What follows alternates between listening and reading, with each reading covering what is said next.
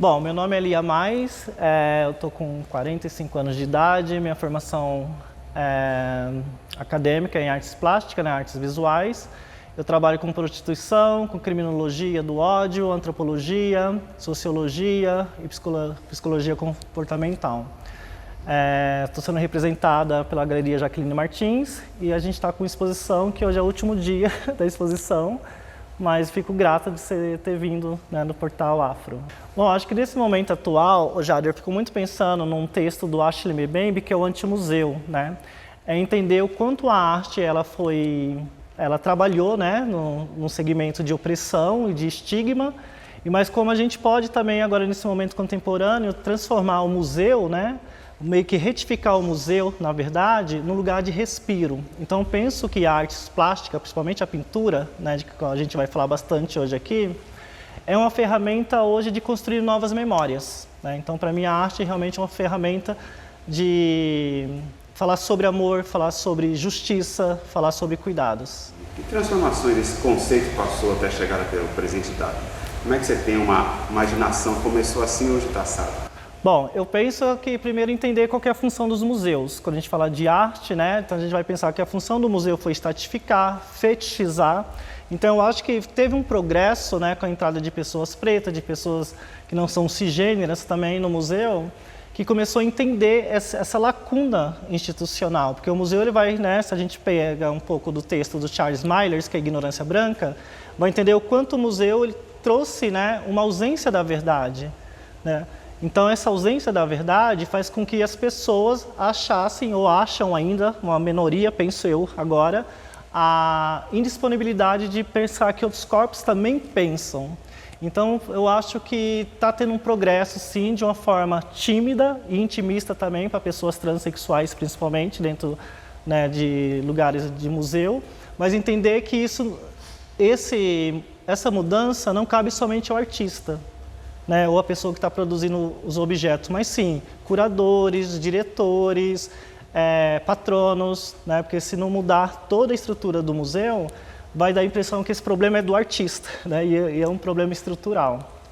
Mas você acha que o museu é o único lugar que representa a arte? E no futuro, como é que você imagina a arte? No futuro bem longe. Eu não sei, não consigo pensar, né, nesse futuro tão longe, mas eu fico pensando qual a ferramenta que a gente tem nesse exato momento, né? Então, a ferramenta que, de repente, que a gente tem nesse exato momento ainda é o museu, como instituição de arte, é as galerias como uma representação, né, de alguns ou de grandes artistas, mas entender que a arte, independente de estar no museu ou não, ela está acontecendo fora do museu, né? Agora, realmente, o que vai ser daqui 10 anos, 20 anos, eu acho que aí não conseguiria responder para você. Eu vejo que esse museu, com esse pensamento eurocêntrico, tira a possibilidade da arte estar em todo lugar. Como o erotismo, né? Quando a Bell Hooks fala do erotismo, ela fala que o erotismo não está só no corpo, mas está nos pequenos detalhes. Então, é muito interessante você trazer essas pontas, né, que vão se cruzar, do tipo, que é a arte antes do museu, né? Antes do museu, que é a arte dentro do museu. Mas como a gente também pode cruzar as duas sem ser opressoras, né? Como a arte ela pode estar na vida, na forma que eu cozinho, que eu, às vezes eu até brinco, né? As pessoas falam, nossa, Lia, você pinta demais. Eu falo, meu arroz é muito bom também, né? Porque o que eu quero dizer com isso? Que são ferramentas do dia a dia, né? De repente você está sendo erótica ali fazendo arroz, você está fazendo uma arte ali, fazendo, sei lá, uma macarronada, né? Uma feijoada. Eu acho que é isso, eu super concordo, obrigada. Quando você cria, sente que está captando a manifestação de uma energia transmutadora, transmutação, capaz de fazer com que as pessoas tenham um olhar diferente da vida? Olha, eu acho que vai acontecendo da seguinte forma. Eu acho que eu vou sendo captada também, porque meu trabalho ele passa por uma prática de sexo, ele passa por uma parte também da gente ler juntas. Então, eu acho que não é só eu que quero captar, mas quero ser captada também, né, por esse trabalho. Então, eu penso que essa transmutação ela vai acontecer de forma que não seja violenta também, porque eu acho que o encontro de uma mulher trans com um homem branco cis, a violência ela já aconteceu, mas essa transmutação ela serve para mim como algo onde eu também vou abrir mão do meu conhecimento. Então, eu estou mais disposta a ser acolhida por esses caras, né, no sentido epistêmico, vamos aprender junto, do que falar, olha, você tem que falar sobre isso. Na concepção do sexo, você tem como, que a gente pode definir também, uma troca de energia, né? Com um aceite, um transmite, outro recebe. Você vê nisso também arte? Olha, eu não sei se eu vejo como arte, para não romantizar, né? Mas eu acho que a própria performatização da prática de sexo, ela é uma performance ainda muito estruturada, que dá para ver qual que é o papel masculino, o papel feminino, né? O que a mulher faz, o que o homem faz. Eu acho que tem uma questão artística, mas não necessariamente a gente tem que falar isso é arte, né? Mas eu acho que é um momento realmente de entender a relação desses dois corpos, né? Se é arte ou não, mas eu acho que tem algo muito artístico ali que dá pra gente meio que pensar como uma performance. Ok. Se você fosse transformar a sua vida numa exposição, ou seja, encher aqui essas paredes com cada cena da sua vida, né? E em todas as dimensões, né? Porque a gente vive numa dimensão só, mas a gente não vive uma dimensão só. Sim. Quais quadros que você pararia? Ou seja, eu estou falando que retrospectiva da vida você faria agora e em qual momento você pararia? Cita 2 ou 3 importantes. Olha, eu acho que nessa exposição, eu acho que a gente começa com a travessia do Rubicão, que eu vou falar um pouco da terapia hormonal para nós mulheres trans. Depois a gente vai passar pelo Davi, porque o Davi ele propõe com que a gente pode construir, ou possa construir uma narrativa de pintura onde tem uma mulher lendo para um homem, né, ou vice-versa. E de repente eu penso no último meio que não para fechar, mas para abrir possibilidades, seria pensar no daltonismo, né, que é uma presença muito grande das pessoas brancas, daltônicos, né, que se colocam como daltônicos, para poder entender realmente essa relação intimista entre oprimida, né, e opressor. Então, acho que nesse momento não se fecha ainda, mas vai meio que ter esse diálogo.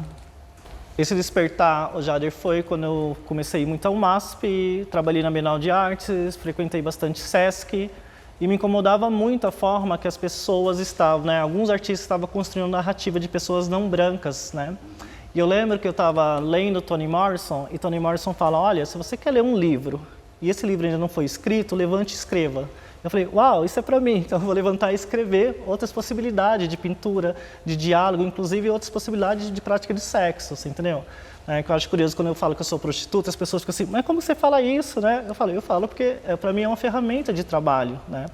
Então penso que foi nesse momento mesmo, né, dessa lacuna histórica, eu falar, se eu tenho a possibilidade de escrever, de pintar, de dialogar com esses garotos, né, que são meus clientes, para construir outras narrativas, para poder falar de outras vivências, né, a partir desses encontros, então é isso que eu vou fazer. E foi então algo assim muito determinado, muito bem escrito mesmo, né, um script, sabe? Como que o seu trabalho é visto aqui no Brasil e fora do Brasil? Fala um pouco Olha, dessas atividades fora do Brasil. Fora do Brasil é mais a Suíça, né, Lausanne e Vevey, que eu fui e fiquei lá por um tempo. Então, na Europa, né, nesse pedaço, nessa região, eu sou mais reconhecida como assessora, né, ou como palestrante antirracista, antitransfobia, né, essas questões. Mas o que eu entendo que é isso, parece que os europeus vieram, né, deixaram os brancos brasileiros mais alienados do que nunca, e parece que eles voltaram e tentaram, ou estão tentando, né, rever alguns conceitos, né, de opressão, porque eu penso que quando eu estou na Europa, principalmente na Suíça, de alguma forma eu sou mais respeitada como um corpo que produz conhecimento. E no Brasil ainda, né, quando tem algumas instituições que me convidam, ainda é muito naquele lugar da representatividade. É semana trans, a visibilidade trans, a consciência negra. Eu também quero falar, sabe, num dia, sei lá, da Páscoa, sabe? Eu quero falar também sobre o Natal. Né? Porque é isso, nós mulheres trans ou pessoas racializadas, a gente está de janeiro a dezembro, né? Então eu penso que o Brasil ainda ele tem essa questão, que ainda é muito de museu, quando a gente lembra novamente do Ashley Mbembe, que é a fetiche sobre o corpo que está produzindo o objeto, né? Então, para mim, eu penso que na Europa é menos ruim, né? É menos ruim, não é que é bom, tá? É essa coisa diferente. É bem diferente, né? Porque a gente tem que a concepção lá. Infelizmente. Na Europa, eu estive nessa região da Lausanne, é muito lindo, mas a gente sabe que as pessoas também lá precisam encontrar motivos, né? Sim. Novos de vida, porque sabe que a Suíça É um país que tem o maior índice de suicídio, né? Sim, sim. Como é que você vê essa questão lá? Olha, lá não vou falar exatamente sobre lá, que eu não tenho assim os dados específicos, de repente você tem até mais do que eu. Mas quando a gente lê o Achille Mbembe no Brutalismo, né, que é um dos últimos livros dele, ele vai falar do suicídio, né? Então ele vai falar que o racismo, o suicídio, né, e a gente vai meio que colocando aqui pelo Brasil, a transfobia, o feminicídio, é a fusão da guerra. Ou seja, o Estado não precisa estar presente fisicamente que as pessoas estão tirando suas próprias vidas, né? Então eu penso o suicídio realmente, né, dependendo de alguns marcadores, como um estado genocida da pessoa tirar a própria vida. Ok. E você acha que com o seu trabalho você contribui para que as pessoas também se redescubram? Sim, sim. Eu acho que pensando um pouco no início do trabalho, que é a prática de sexo, é que eu falo muito para os meus clientes, né, para esses garotos. Eu falo, aqui é o único lugar que vocês não vão ser julgados. E é muito curioso que ali realmente é o único lugar que eles conseguem falar sobre a sua própria sexualidade. E eles realmente não vão ser julgados, né? O que vai acontecer é que eles vão ser acolhidos de uma forma epistêmica, não é sobre o certo ou errado, mas do tipo, se for racista, a gente vai ler um livro sobre o antirracismo. Se for transfóbico, a gente vai ler um livro sobre antitransfobia. Porque o trabalho realmente é um trabalho de transformação, né? Mas o meu, realmente sim, eu falo, a minha função é passar a informação. Eu não tenho sequer comprometimento se quer mudar ou não. Eu falo, senão seria muito para mim. Bom, falando nisso, pelo que você vivenciou nessa sua jornada, como você enquadra o seu legado? Eu acho que de muita dor, sendo bem dramática agora.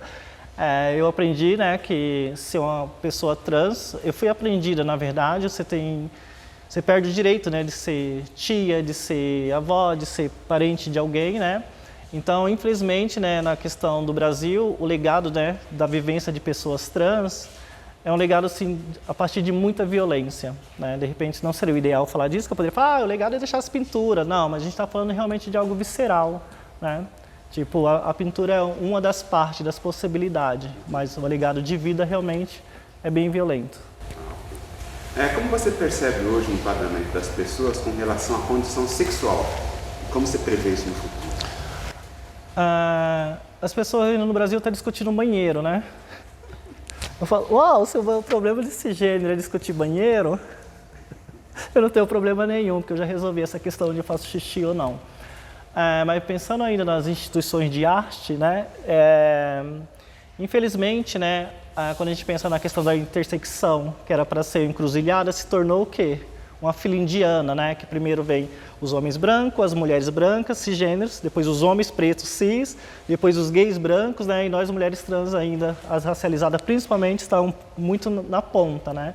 Então eu acho que se os oprimidos ainda, né, alguns oprimidos não veem que estão cometendo opressões também, a gente vai ter um tempo, acho que ainda de 500 anos para resolver isso. Sim. Okay. Que horror, né? Mas fazer o quê? E com relação aos preconceitos sociais existentes hoje, você tem algum fato da história que possa elucidar o que está oculto da população com uma finalidade de uma moral padronizada, segundo interesses machistas ou manutenção do poder? Bom, eu posso falar da prostituição. Eu entendi que a prostituição ela é uma ferramenta de manutenção da família tradicional.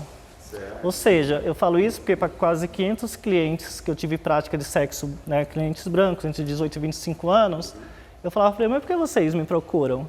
Aí eles falavam, porque tem coisa que só posso fazer com você. Tá? Então vou entender que meu corpo ou a prostituição ela vai ter essa ferramenta, essa função, né, simplesmente de manter o corpo de uma pessoa cis, né, feminina, intacta, né, porque também tem essa opressão sobre a sexualidade da mulher branca, que é o quê? Casou com o cara, você não é mais minha mulher, você é a mãe dos meus filhos, então vai ter coisas que a gente não pode mais fazer. A gente está falando de uma estrutura, então vai procurar o nosso corpo, né?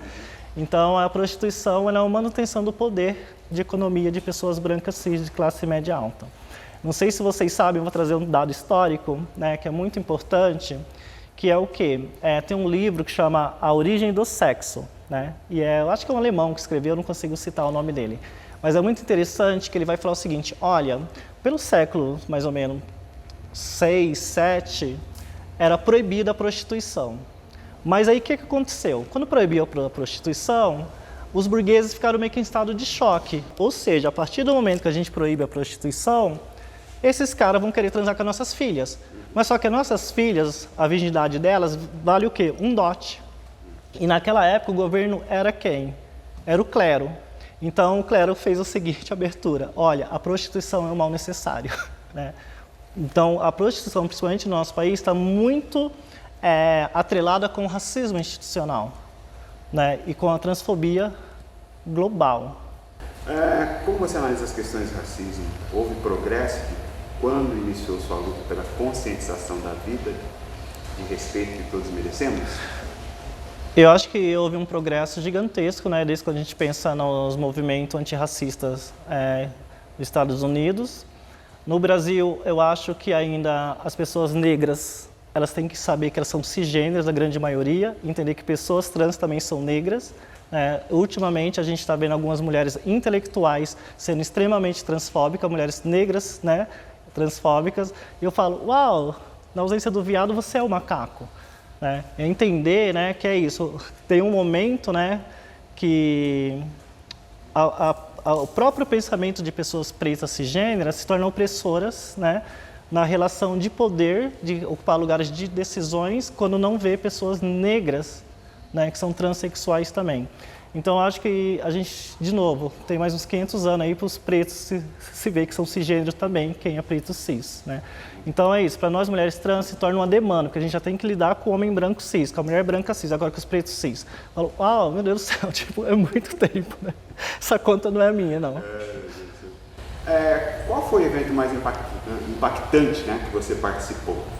Como assistente, como protagonista? Como eles se marcaram? Eu acho que foi quando eu entrei na Casa Chama e duas meninas trans me chamaram de irmã. Eu falei, ai, né? Porque quando outra vez te chama outra de irmã, tipo assim, você não tem pra onde correr mais, né? E é muito legal porque foi o primeiro, eu acho que um evento para mim nesse sentido, de eu entender que foi o único lugar que eu fui reconhecida como uma pessoa trans sem precisar transar com um homem cis. Né? Então, para mim, isso foi muito marcante, né? Que é a MC de Lacroix e a Guilhermina Urzi. Alguma coisa que você queira falar e depois você acha que tem que acrescentar e depois uma mensagem para a humanidade, enfim, não, acho que tá. Eu acho que assim, a gente vive muito numa instituições, né, ou é institucionalizada, de achar o que eu espero das instituições, mas acho que o meu trabalho, o trabalho de pessoas que estão aqui, que são intelectuais, não é o que a gente espera, tá? É o que a gente deixa. Isso para mim é o maior legado realmente que eu fico pensando, né? Ah, mas olha, o governo não faz. Não, já que ele não faz, o que a gente está deixando para um próximo governo?